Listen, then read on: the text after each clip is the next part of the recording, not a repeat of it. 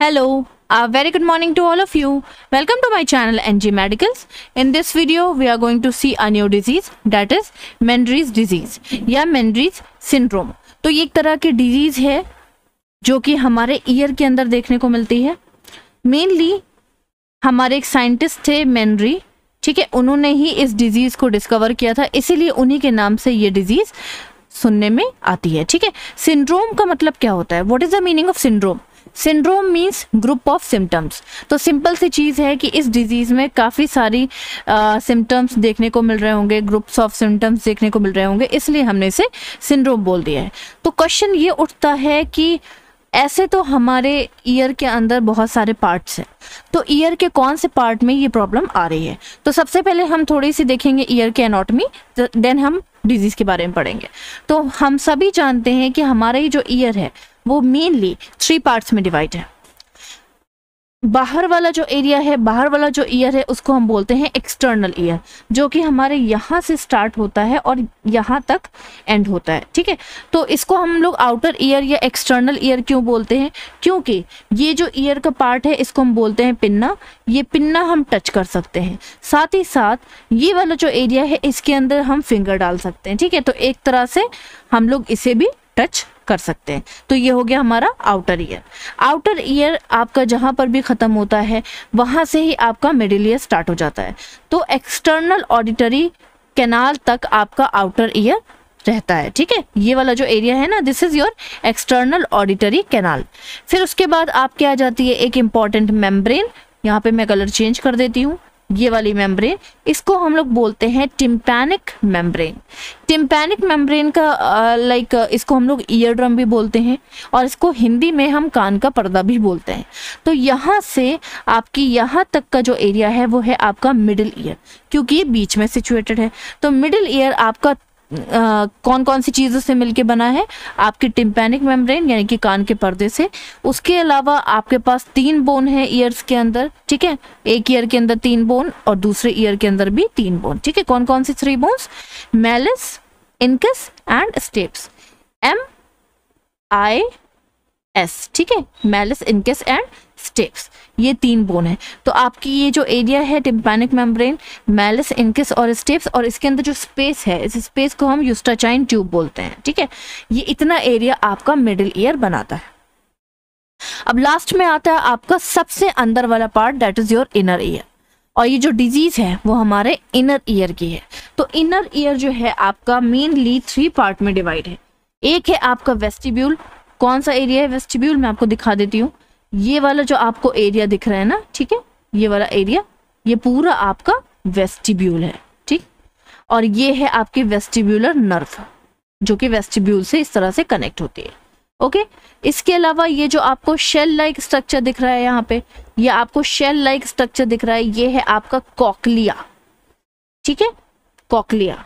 इन दोनों के अंदर 2 तरह के फ्लूइड होते हैं. एक आपका एंडोलिम्फ. एंडोलिम्फ मतलब जो अंदर वाला फ्लूइड है. ठीक है, ये जो, चलो ठीक है, इसको अगर आप इस बोन को हटा दोगे, कॉकलिया को, और वेस्टिब्यूलर एरिया को हटा दोगे, खोलोगे, ओपन करोगे, तो आपको 2 तरह के फ्लूइड मिलेंगे. बीच में जो फ्लूइड मिलेगा उसको हम एंडोलिम्फ बोलेंगे, और उसके आसपास जो फ्लूइड मिलेगा इस तरह से, उसको हम लोग पेरिलिम्फ बोलेंगे. आप ये समझ लो, कॉकलिया और वेस्टिब्यूल के अंदर फ्लूइड होता है. ठीक है, एंडोलिम्फ और पेरिलिम्फ. एंडोलिम्फ होता है अंदर वाला फ्लूइड, और पेरिलिम्फ, पेरी मतलब होता है आउटसाइड. ठीक है, पेरिलिम्फ मतलब आउटसाइड, उसके आसपास का जो फ्लूइड है वो है आपका पेरिलिम्फ. मेनली इन लोग का काम क्या है कि जितना भी साउंड आपके ईयर के अंदर एंटर करता है, मान लो मैं इस टाइम पे बोल रही हूँ, अगर आप मेरी वीडियो सुन रहे हो तो मेरी जो साउंड है, मेरी जो वॉइस है, वो इस तरह से एंटर कर रही है. एंटर करने के बाद वो जाती है टिम्पैनिक मेम्ब्रेन के पास.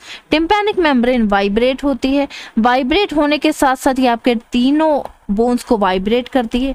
ये वाइब्रेशन आपके वेस्टिब्यूल और कॉक्लिया के अंदर जाते हैं। इसके अंदर जो फ्लूइड होता है एंडोलिम्फ पेरिलिम्फ, वो क्या करता है, वो फ्लूइड उसको मैसेज में कन्वर्ट करता है और वो मैसेज आपके नर्व के थ्रू यहाँ पे ब्रेन में चला जाता है, ठीक है। और ब्रेन आपका रिस्पॉन्स करता है, बैक रिस्पॉन्स करता है, बताता है आपको कि किस तरह की वॉइस आ रही है, डॉगी की है कि कैट की है कि ह्यूमन बीइंग की है, कितनी तेज आ रही है, ठीक है, किस तरह से आ रही है वॉइस। तो ये सारी चीजें इस तरह से कंप्लीट होती हैं। तो आई थिंक आप समझ गए होंगे कि अगर प्रॉब्लम आपके कॉक्लिया या आपके वेस्टिबुलर एरिया में आएगी तो इसका मतलब बैलेंसिंग में प्रॉब्लम हो जाएगी और एट लास्ट सीवियर कंडीशन में हियरिंग लॉस भी हो सकता है, ठीक है। इसके अलावा तीसरा पार्ट भी है हमारे पास, that is this one, semicircular canal. फिलहाल के लिए जो हमारी डिजीज है वो हमारे वेस्टिब्यूल और कॉक्लिया के अंदर होती है, तो हम लोग सिर्फ इसकी बात करेंगे। आई थिंक आपको एनाटॉमी क्लियर हो गई होगी कि जो इनर ईयर है ये डिजीज उसमें हो रही है। अब इनर ईयर में कहाँ पे हो रही है, आपके वेस्टिबुलर एरिया में हो रही है और आपके कॉक्लियर एरिया में हो रही है। वेस्टिब्यूल और कॉक्लिया के अंदर हमारे एंडोलिम्फ और पेरिलिम्फ होते हैं। एंडोलिम्फ अगर बहुत ज़्यादा बढ़ जाता है, एक्सेस अमाउंट में इंक्रीज हो जाता है, तो ये प्रॉब्लम या ये डिजीज अकर हो जाती है। आई थिंक आपको इतना क्लियर हुआ होगा। अब हम लोग देख लेते हैं आगे। यहाँ पे थोड़ा सा आप देख लीजिए स्ट्रक्चर। कॉक्लिया हो गया, ठीक है, ये आपका एंडोलिम्फ हो गया, यहाँ पे दिखा दे रही हूँ, ये एंडोलिम्फ हो गया लाइट पिंक कलर का, और ये जो हल्का सा आपका स्किन कलर का है ये आपका पेरिलिम्फ हो गया। चलिए इंट्रोडक्शन से स्टार्ट करते हैं। तो जैसा कि मैंने आपको बता दिया कि ये डिजीज एक साइंटिस्ट के नाम पे रखी गई है, दैट इज प्रॉस्पर मेंडरी, ठीक है। प्रॉस्पर मेंडरी ने ही इस डिजीज के बारे में डिस्कवरी की थी, इसलिए उनके नाम से ये डिजीज फेमस है, दैट इज मेंडरी डिजीज या मेंडरी सिंड्रोम। ओके, किस चीज का, कहाँ का डिसऑर्डर है, इनर ईयर का डिसऑर्डर है, जाहिर सी बात है। इनर ईयर में कहाँ का डिसऑर्डर है, कॉक्लिया और वेस्टिब्यूल एरिया का ये डिसऑर्डर है, ठीक है। तो सिंपली प्रॉब्लम कहाँ पे आपकी हो रही है, हो तो इनर ईयर में रही है, लेकिन इनर ईयर के कौन से एरिया में हो रही है, कॉक्लिया और वेस्टिब्यूल के अंदर हो रही है। जाहिर सी बात है दोनों का काम है हियरिंग और बैलेंसिंग में, तो यहाँ पे प्रॉब्लम क्या आएगी, डिस्टर्बेंस इनटू द बैलेंसिंग।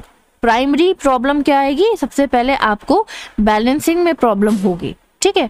उसके बाद अगर ये बहुत ज़्यादा बढ़ जाती है तो हियरिंग लॉस भी हो सकता है। ओके, इस डिजीज को हम एंडोलिम्फेटिक हाइड्रॉप्स भी बोलते हैं। ऐसा क्यों है, हाइड्रॉप्स का मतलब होता है एक्सेस फ्लूइड, ठीक है। कौन सा फ्लूइड एक्सेस हो रहा है, हालांकि दो तरह के फ्लूइड हैं, एंडोलिम्फ एक्सेस हो रहा है, ठीक है। एंडोलिम्फ हमारा एक्सेस हो रहा है, इसलिए हम लोग ने उसे एंडोलिम्फेटिक हाइड्रॉप्स बोल दिया है।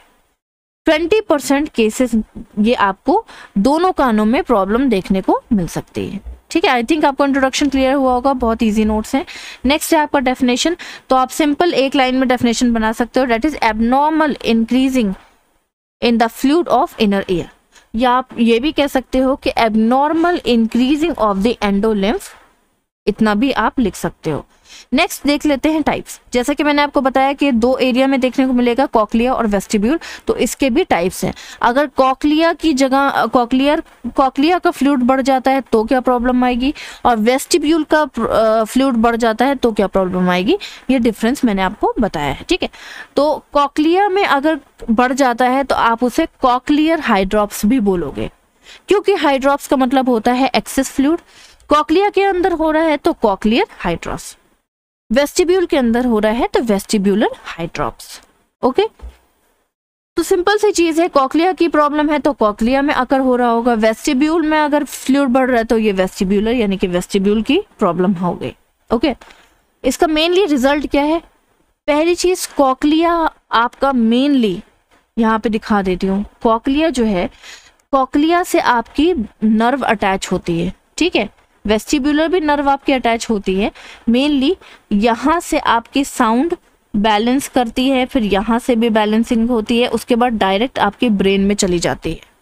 तो अगर कॉक्लिया में प्रॉब्लम होगी तो हियरिंग लॉस भी हो सकता है, क्योंकि नर्व के पास सही से इंफॉर्मेशन नहीं जाएगी, ठीक है। और अगर वेस्टिब्यूल में प्रॉब्लम होगी तो यहाँ पे आपको चक्कर आने के चांसेस ज़्यादा हैं, ठीक है। अगर कॉक्लिया में प्रॉब्लम हुई तो वो ब्रेन से ज़्यादा पास है तो हियरिंग लॉस भी हो सकता है, और अगर वेस्टिब्यूल में प्रॉब्लम हुई तो आपको चक्कर आ सकते हैं, डिसबैलेंसिंग भी हो सकती है। नेक्स्ट सीवियरिटी की अगर बात करें तो जाहिर सी बात है ये हियरिंग लॉस में इन्वॉल्वमेंट है इसका, तो ये मोर सीवियर है, और इसमें सिर्फ चक्कर आ रहे हैं तो ये लेस सीवियर है। किस तरह की डिजीज है? बैलेंसिंग और हियरिंग डिसऑर्डर है। ये भी आपका बैलेंसिंग और हियरिंग डिसऑर्डर है, दोनों में कहीं ना कहीं बैलेंसिंग भी बिगड़ रही है और हियरिंग लॉस के भी चांसेस बढ़ रहे हैं, क्योंकि अगर वेस्टिब्यूल में प्रॉब्लम है और वो सॉल्व नहीं हुई तो वो आपके कॉक्लिया तक भी जा सकती है और हियरिंग लॉस हो सकता है। नेक्स्ट आ जाते हैं इसका मेनली ईटियोलॉजी की अगर बात करें तो अभी तक साइंटिस्ट पता नहीं लगा पाए हैं कि मेन कॉज क्या है, लेकिन रिस्क फैक्टर्स इसके बहुत सारे हैं, जैसा कि एडल्ट्स में ज़्यादा देखने को मिला है। रिसर्च के अकॉर्डिंग एडल्ट्स में ज़्यादा देखने को इसलिए मिला है क्योंकि एडल्ट्स क्या करते हैं, बहुत ज़्यादा सॉन्ग सुनते हैं, ठीक है, बहुत ज़्यादा वर्किंग होते हैं, बाहर निकलते हैं, उनको ईयर इन्फेक्शन के भी चांसेस बढ़ते हैं, ऐसा बताया गया है, ठीक है।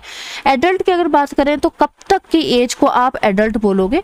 40 से 60 के बीच के जितने भी लोग हैं आप उन्हें एडल्ट बोलोगे।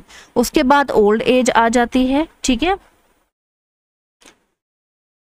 ये सारी चीजें। नेक्स्ट है common in man and women, दोनों में ही ये प्रॉब्लम कॉमन है, ठीक है, चाहे वो मर्द हो चाहे वो औरत, दोनों में प्रॉब्लम है। फैमिली हिस्ट्री 50% चांसेस बढ़ाती है। अगर आपकी फैमिली में ये प्रॉब्लम हुई है, आपके पेरेंट्स को, आपके एंसेस्टर्स को ये प्रॉब्लम हुई है, तो 50% चांसेस ऑटोमेटिकली न्यू जनरेशन में बढ़ जाते हैं। ऐसा क्यों है? क्योंकि हमारी पूरी बॉडी को कौन कंट्रोल कर रहा है? ब्रेन। इसके अलावा हमारी बॉडी को की जो ये है मतलब चीज़ों को मैनेज कौन कर रहा है? हमारा जीन, ठीक है।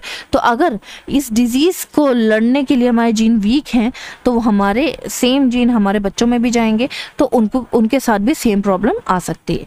इसके अलावा hyper secretion of the endolymph, endolymph की बहुत ज़्यादा सिक्रीशन की वजह से ये प्रॉब्लम आ सकती है। जाहिर सी बात है फ्लूइड बहुत ज़्यादा सिक्रीट हो रहा है तो ओवरलोड हो जाएगा, या hypo absorption of the endolymph. देखो सिंपल सी चीज़ है, एंडोलिम्फ सिक्रीट भी होता है और एब्जॉर्ब भी हो जाता है स्किन के थ्रू, ठीक है, और ब्लड में चला जाता है, और एक्सेस जितना भी होता है वो कैपिलरीज में जाकर के ब्लड में यूरिन के थ्रू बाहर निकल जाता है। अब मान लो अगर वो एब्जॉर्ब ही ना हो सही से तो फ्लूइड एक्सेस होता रहेगा, एब्जॉर्प्शन डिक्रीज होता रहेगा, ठीक है, एक्स्ट्रा फ्लूइड बाहर नहीं जा पाएगा बॉडी से, और क्या हो जाएगा? एंडोलिम्फ एक्सेस हो जाएगा।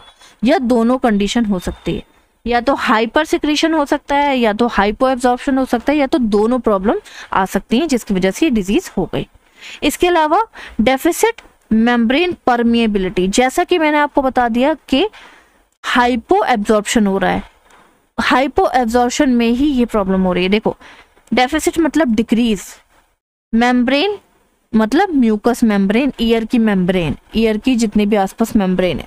परमिएबिलिटी मतलब परमिशन, जो मेम्ब्रेन है ईयर की वो एब्जॉर्प्शन की परमिशन नहीं दे रही है, डिक्रीज हो रही है एब्जॉर्प्शन, ठीक, जिसकी वजह से ये प्रॉब्लम आ रही है। इसके अलावा कोई एलर्जिक रिएक्शन हो सकता है, ठीक है, जिसकी वजह से प्रॉब्लम क्रिएट हो सकती है। इन्फेक्शन हो सकता है, ठीक, माइक्रो इन्फेक्शन होगा तो माइक्रो ऑर्गेनिजम्स का इन्वॉल्वमेंट हो जाएगा। इसके अलावा मेंटल स्ट्रेस की वजह से स्ट्रेस हार्मोन बढ़ जाएगा। स्ट्रेस हार्मोन क्या करेगा कि वो माल एब्जॉर्प्शन भी कर सकता है और हाइपर सिक्रीशन भी कर सकता है, क्योंकि स्ट्रेस एक ऐसी चीज़ है जो हमारे इम्यून को भी कम करता है और हमारी बॉडी के सिस्टम के फंक्शन को भी डिक्रीज करता है। नेक्स्ट आ जाते हैं पैथोफिजियोलॉजी। तो सारी एटियोलॉजी की वजह से या कोई भी पर्टिकुलर एटियोलॉजी की वजह से कहीं ना कहीं प्रॉब्लम क्या आ रही है कि हमारा जो एंडोलिम्फ है वो बहुत ज़्यादा ओवर बन रहा है, एक्सेस बन रहा है। ओवर बनने की वजह से क्या हो रहा है कि एक्यूमुलेशन ज़्यादा हो रहा है। भाई कोई चीज़ ज़्यादा बनेगी तो ज़्यादा भर जाएगी, ज़्यादा एक्यूमुलेशन की वजह से क्या हो रहा है कि अंदर की तरफ प्रेशर इंक्रीज हो रहा है, ठीक है। प्रेशर इंक्रीज हो जाएगा तो आपके टिम्पैनिक मेम्ब्रेन तक भी वो प्रेशर आएगा, और हम सभी जानते हैं कि आपकी जो टिम्पैनिक मेम्ब्रेन है या आपकी जो ईयर ड्रम है वो एक तरह की पतली सी मेम्ब्रेन है, इसीलिए तो वो वाइब्रेट होती है साउंड वेव्स की वजह से, ठीक है, और वो पतली है, उस पर ज़्यादा प्रेशर आएगा तो वो रप्चर हो जाएगी, ठीक, रप्चर हो जाएगी तो परमानेंट लॉस भी हो सकता है और वेस्टिबुलर फंक्शन भी डिले हो सकते हैं। तो ये थी हमारी पैथोफिजियोलॉजी। नेक्स्ट आ जाते हैं साइन एंड सिम्टम्स। क्या क्या साइन एंड सिम्टम्स देखने को मिलेंगे? सबसे पहले पीरियोडिक एपिसोडिक वर्टिगो। पहली चीज वर्टिगो क्या है? वर्टिगो मीन्स होता है चक्कर आ जाना, सिंपल। पीरियोडिक वर्टिगो क्यों? हर टाइम पे वर्टिगो क्यों नहीं हो रहा है?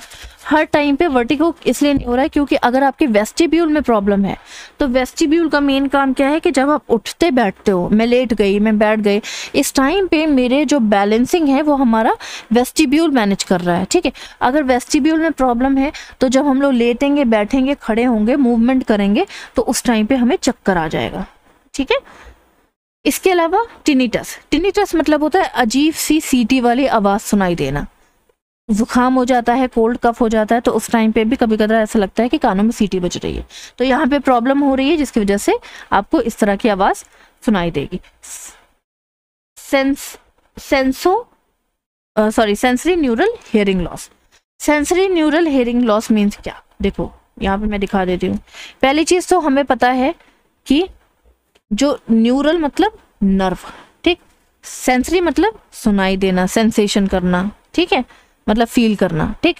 तो इसमें आपका हियरिंग भी आ जाता है, सेंस ऑर्गन में आपका हेयर्स भी आते हैं ना, वो हियरिंग भी आता है ना, आपके ईयर्स आते हैं ना, ठीक है। तो यहाँ पे क्या हो रहा है? सेंसरी न्यूरल हियरिंग लॉस हो रहा है। अगर नर्व में इन्फेक्शन हो गया, ठीक, तो आपकी सेंसरी न्यूरल हियरिंग लॉस हो जाएगा। नर्व की डिफेक्ट की वजह से जो हियरिंग लॉस होगा उसको हम बोलेंगे sensory neural hearing loss. Next है आपका फुलनेस और प्रेशर। जब बहुत ज्यादा प्रेशर अंदर बढ़ जाएगा, क्यों? क्योंकि एक्यूमुलेशन ऑफ द फ्लूइड हो रहा है, फ्लूइड अंदर भरा हुआ है, और फ्लूइड अंदर भरा हुआ है तो जाहिर सी बात है प्रेशर आपको फील होना ही होना है, और कानों में ऐसा लगेगा कि बहुत ज्यादा चीज कोई घुसी हुई है अंदर, ठीक। नॉजिया, वॉमिटिंग, डायरिया होगा अगर माइक्रो ऑर्गेनिज्म बहुत ज्यादा बढ़ गए हैं। देखो हमारी बॉडी और हमारा ब्रेन बहुत चालाक है। जब हमारी बॉडी को कोई प्रॉब्लम होती है तो हमारा ब्रेन नॉजिया, वॉमिटिंग और डायरिया लेके आता है, जिससे कि वॉमिटिंग के थ्रू और डायरिया के थ्रू ज़्यादा से ज़्यादा माइक्रो ऑर्गेनिज्म बॉडी से बाहर निकल जाएं। इसीलिए अगर प्रॉब्लम बढ़ती है तो आपको नॉजिया, वॉमिटिंग और डायरिया भी फील हो सकता है। पल्स रेट इंक्रीज हो जाएगी क्योंकि फीवर इंक्रीज हो रखा हुआ है, ठीक है, क्योंकि बॉडी का टेम्परेचर हीटेड है, गर्म है, जिसकी वजह से पल्स रेट इंक्रीज हो जाएगी। इन्फेक्शन है, फीवर है, इसलिए आपको हेडेक हो जाएगा, और डिसओरिएंटेशन होगा क्योंकि आपको चक्कर आ रहे हैं और आपको सुनाई भी कम दे रहा है। तो जब कोई आवाज देगा, कोई बुलाएगा तो आपको ठीक से सुनाई नहीं देगा, आपको समझ में नहीं आएगा, डेट इज डिसओरिएंटेशन। नेक्स्ट आ जाते हैं डायग्नोस्टिक इवैल्यूएशन, ठीक। सबसे पहले हिस्ट्री कलेक्शन करोगे, तो जैसा कि मैं आपको बताती हूँ कि हिस्ट्री कलेक्शन हमारा हमेशा किससे बन जाता है? कॉजेज से बन जाता है। तो जितने भी आपके कॉजेज हैं यानी रिस्क फैक्टर्स हैं, वो सारी चीज़ें आप पूछ लोगे। एज पूछ लोगे, कितनी एज है आपकी, ठीक है। फैमिली में तो ये प्रॉब्लम नहीं हुई है आपके, किसी फैमिली मेंबर को तो नहीं है, आपके मदर फादर को तो नहीं है, आपके जो है दादी दादा को तो नहीं है, एंसेस्टर्स को नहीं है, ये पूछ लोगे। इसके अलावा आप पूछोगे कि कोई इन्फेक्शन तो नहीं हुआ था कान में इससे पहले, ठीक है, कोई ट्रीटमेंट तो नहीं चला है, कोई आप मेंटल स्ट्रेस तो नहीं लेते हो, है ना, कोई टेंशन तो नहीं है लाइफ में बहुत ज़्यादा, ये सारी चीज़ें आप पूछ लोगे, ठीक, हिस्ट्री कलेक्शन में। नेक्स्ट आपका आ जाता है फिजिकल एग्जामिनेशन। तो सिंपल सी चीज़ है, फिजिकल एग्जामिनेशन में आपको वाइटल सबसे पहले देखने को मिलेंगे, जिसमें आपको टेम्परेचर इंक्रीज मिल सकता है क्योंकि फीवर है, पल्स रेट इंक्रीज मिलेगी क्योंकि फीवर है, ठीक। रेस्पिरेशन में और मे नॉट भी डिस्टर्ब मिल सकता है और बीपी नॉर्मल रहेगा, ओके। तो हेड टू टो एग्जामिनेशन करोगे फिजिकल एग्जामिनेशन में, तो जितने भी साइन एंड सिम्टम हैं वो आपको हेड टू टो एग्जामिनेशन करने पे मिल जाएंगे। इसका मतलब फिजिकल एग्जामिनेशन कैसे बनेगा? आपके साइन एंड सिम्टम से बनेगा। तो हेड में आपको क्या सिम्टम देखने को मिलेगा? हेड टू टो एग्जामिनेशन में सबसे पहले आपका आता है हेड। हेड में आपको हेडेक देखने को मिलेगा, यहाँ पे देख लो हेडेक लिखा हुआ है, ठीक है। उसके अलावा फेस आ जाता है, तो फेस में आपको कैसा मिलेगा? पेल, डल, कंफ्यूजिंग, इस तरह से कंफ्यूजिंग फेस देखने को मिलेगा, डिसओरिएंटेड फेस देखने को मिलेगा, उसको कुछ चीज़ें समझ में नहीं आएंगी, आंसर ठीक से नहीं दे पाएगा क्वेश्चन का, ठीक। ईयर में देखने को क्या मिलेगा? पेन देखने को मिल सकता है, ईयर में प्रेशर देखने को मिल सकता है, हियरिंग डिक्रीज देखने को मिल सकती है, ठीक है। इसके अलावा आपके वो बताएगा डाइजेशन में कैसा मिलेगा आपको देखने को? नॉजिया, वॉमिटिंग, डायरिया देखने को मिल सकता है, ये सारी चीज़ें आपको देखने को मिल सकती हैं। ईयर में वो आपको बताएगा कि मेरे कानों में सीटी जैसा बजता रहता है, ठीक, मुझे बहुत प्रेशर फील होता है, मुझे पेन भी फील होता है, मुझे बहुत फुलनेस लगती है, ऐसा लगता है कान में कुछ भरा हुआ है। ये सारी चीज़ें पेशेंट से आपको पूछ लेनी है और फिजिकल एग्जामिन कर लेना है। इसके अलावा ऑडियोग्राम कराओगे। ऑडियोग्राम में क्या करना है आपको, टाइप किस तरह का हेयरिंग लॉस है, पार्शियल हेयरिंग लॉस हो गया है कि फुल हेयरिंग लॉस हो गया है, ठीक है, इस तरह का आप ऑडियोग्राम करा सकते हो। तो ऑडियोग्राम में हमें क्या कराना है, एक तरह का हेडफोन दिया जाता है, साउंड वेव्स अंदर जाती हैं, ठीक है, एक तरह का मॉनिटर पे ग्राफ देखने को मिलता है। नॉर्मल हेयरिंग से अगर ग्राफ नीचे जा रहा है इसका मतलब हेयरिंग डिक्रीज हो रही है। इसमें सीधे सीधे लिखा हुआ है mild hearing, moderate hearing, severe hearing loss, ठीक है, या कंप्लीटली हेयरिंग लॉस। इस तरह की आपको ग्राफ से देखने को मिलेगा। जिस भी लाइन पे ग्राफ आपका रुकेगा उतना ही हेयरिंग लॉस हो रहा है। यहाँ पे देख लो, इस पेशेंट को सीवियर हेयरिंग लॉस हो चुका है, ठीक है। नेक्स्ट आ जाते हैं, आपको सीटी स्कैन और एमआरआई पे फोकस तब करना पड़ेगा जब अंदर नर्व में कोई इन्फेक्शन चला गया हो। तो नर्व में कितने डीप इन्फेक्शन गया है, कितने टिश्यू डैमेज हुए हैं, ये पता करने के लिए सीटी स्कैन एमआरआई करा लोगे। ऑटोस्कोपिक एग्जामिनेशन करा लोगे, ये एक तरह का ऑटोस्कोप है। स्कोप मतलब विजुअलाइजेशन, ठीक है, स्कोपी मतलब विजुअलाइजेशन। आपको ईयर के अंदर देखना है ऑटोस्कोप से कि क्या प्रॉब्लम अंदर हो रही है, क्या टिम्पैनिक मेम्ब्रेन में रप्चर हो गया है कि नहीं हो गया है, ये सारी चीजें आप पता कर लोगे। नेक्स्ट आ जाता है मैनेजमेंट। सबसे पहले ड्रग थेरेपी देख लेते हैं। आपको वेस्टिबुलर सप्रेसेंट देना है, ठीक है, मिक्लाइजीन टैबलेट आप दे सकते हो। तो मिक्लाइजीन टैबलेट एक तरह की एंटी वॉमिटिंग टैबलेट भी होती है, या आप उसे एंटी एमेटिक टैबलेट भी बोल सकते हो, ठीक है। इसके अलावा वर्टिको को भी डिक्रीज करने का काम ये वाली टैबलेट करती है, ठीक। डायरेटिक्स दे सकते हो आप, ठीक। क्यों डायरेटिक्स देना है, ताकि आपका जो फ्लूइड ओवरलोड हो गया है वो डिक्रीज हो पाए, यूरिन आउटपुट आपका इंक्रीज होगा, ठीक है, परमिएबिलिटी आपकी बढ़ाएगा, ठीक, ये सारी चीजें कराएगा जिससे कि फ्लूइड आपका लॉस हो जाएगा। इसके अलावा नेक्स्ट है आपका वेसोडाइलेटर, ठीक है। वेसल्स हो सकता है कि कंस्ट्रिक्ट हो गई हूँ, अंदर इन्फेक्शन हो गया जिसकी वजह से वेसल्स कंस्ट्रिक्ट हो गई हैं, या तो हो सकता है कि वेसल्स कंस्ट्रिक्ट होने की वजह से वो एब्जॉर्प्शन नहीं कर रही हैं चीज़ों का, ठीक। तो आपको वेसोडाइलेटर देना है। इसमें आप हिस्टामिन ड्रिप दे सकते हो। कितना देना है आपको, 500 ml ग्लूकोज में आईवी ड्रिप आपको डालनी है, 2.75 mg आपको डाल देना है उसके अंदर, ठीक है।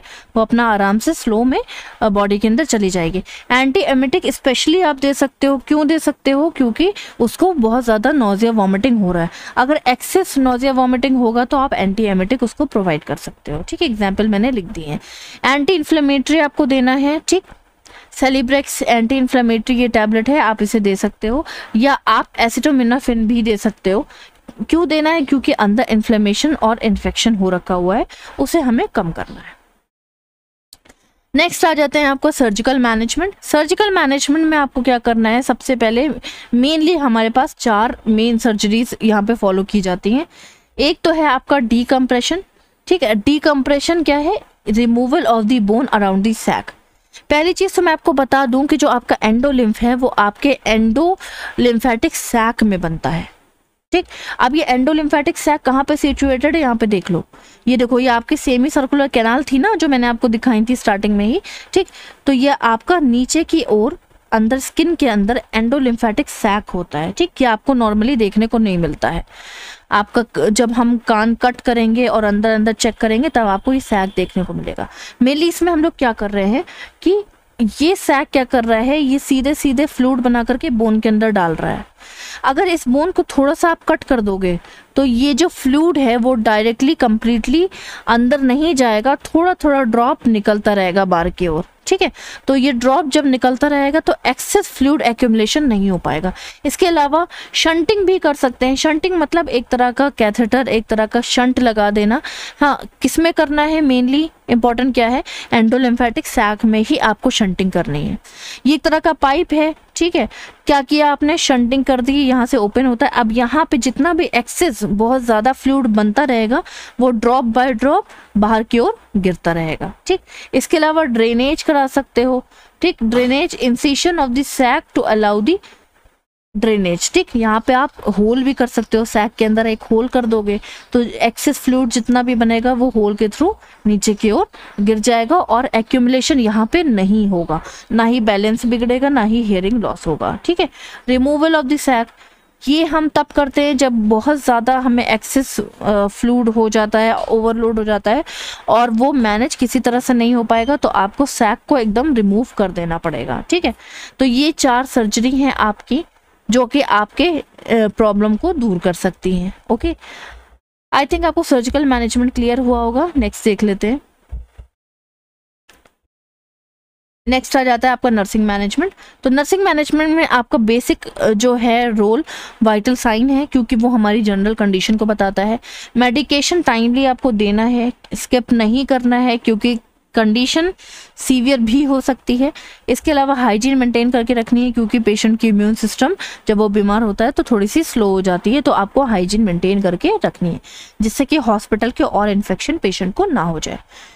अदर इन्फेक्शन से भी प्रिवेंट करके रखना है, ठीक है। हाइजीन मेंटेन करोगे तो इन्फेक्शन अपने आप ही प्रिवेंट हो जाएगा। असेसमेंट करना है ड्यूरिंग सर्जरी और हेल्थ एजुकेशन देना है कि सर्जिकल मैनेजमेंट के बाद कैसे अपनी केयर करनी है।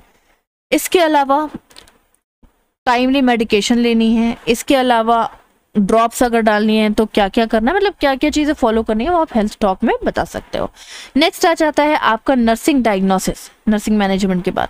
तो क्या क्या नर्सिंग डायग्नोसिस आपको फॉलो करनी है। सबसे पहले तो देखो जो फ्लूइड एक्यूमुलेशन है उसके ऊपर हम बना सकते हैं। फ्लूइड एक्यूमुलेशन की वजह से क्या हो रहा है, अल्टर्ड ऑडिटरी सेंसेशन, सुनाई देने में प्रॉब्लम हो रही है, ठीक है। क्यों? क्योंकि फ्लूइड बहुत ज़्यादा ओवरलोड हो गया है। कैसे पता चला? Difficulty in hearing. नेक्स्ट आपकी है एक्टिविटी इंटॉलरेंस। भाई एक्टिव जब आप सुनाई नहीं दे पाएगा ठीक से तो आप काम ठीक से नहीं कर पाओगे, एक्टिविटी इंटॉलरेंस हो जाएगी। रिलेटेड टू वर्टिगो, ठीक है, या आप हियरिंग डिक्रीज भी कह सकते हो, यहाँ पे वर्टिगो भी लिख सकते हो। भाई चक्कर आ रहे हैं तो मैं काम नहीं कर पा रही हूँ। As evidence by decrease in daily activity, भाई डेली एक्टिविटी जो थी मेरी, टॉयलेट जाना, अपनी केयर करना, कोम्ब करना, ब्रशिंग करना, वो डिक्रीज हो गई है, ठीक। नेक्स्ट है fluid volume deficit. Fluid volume क्यों डेफिसिट हो रहा है, अंदर पानी की कमी क्यों हो रही है? क्योंकि नोजिया, वॉमिटिंग और डायरिया हो रहा है, ठीक। कैसे पता चला? ड्राई टंग की वजह से या ड्राई लिप्स की वजह से पता चल रहा है। नेक्स्ट है भाई इम्बैलेंस न्यूट्रिशन हो रहा है। जब हमें इतना ज़्यादा वॉमिटिंग होगी तो हम ठीक से खा नहीं पाएंगे। लेस देन बॉडी रिक्वायरमेंट, क्यों? क्योंकि हमें भूख नहीं लग रही है, नोजिया वॉमिटिंग हो रही है। कैसे पता चल रहा है कि भाई हमें इम्बैलेंस न्यूट्रिशन हो रहा है? क्योंकि वीकनेस और फैटिग फील हो रहा है। नेक्स्ट है आपका डिस्टर्ब स्लीपिंग पैटर्न, सो नहीं पाओगे। सो क्यों नहीं पाओगे? क्योंकि क्या प्रॉब्लम हो रही है? डायरिया हो रहा है, ठीक, बार बार टॉयलेट जा रहे हो, स्टूल पास करने जा रहे हो, लूज स्टूल हो रहा है, इसलिए आप सो नहीं पाओगे। कैसे पता चला? पेशेंट क्या कर रहा है? अवेक हो रहा है, रात में सो नहीं पा रहा है, ठीक। नेक्स्ट है आपका रिस्क ऑफ इंजरी का रिस्क है क्योंकि आपको चक्कर आ रहे हैं, वर्टिगो हो रहा है, as evidence by patient verbal concert. Patient खुद बता रहा है कि मुझे चक्कर आ रहे हैं और मैं गिर गया, मुझे चोट लग गई, ठीक है। Anxiety related to the surgical management, ठीक है। सर्जरी, भाई पेशेंट सर्जरी सुनते ही डर जाता है कि भाई सर्जरी, पैसा कितना खर्च होगा, पता नहीं ठीक से हो पाएगी कि नहीं हो पाएगी, कहीं हियरिंग लॉस ना हो जाए ना, कहीं गलत सर्जरी ना हो जाए, तो पेशेंट डरता है। As evidence by facial expression of the patient. Knowledge deficit related to the hospitalisation, as evidence by questioning of the patient. तो ये था आपका सारा मतलब डिजीज कंडीशन। आई थिंक आपको क्लियर हुआ होगा। If you are having any doubt please ask me in the comment box. Till then bye bye, take care, have a nice day.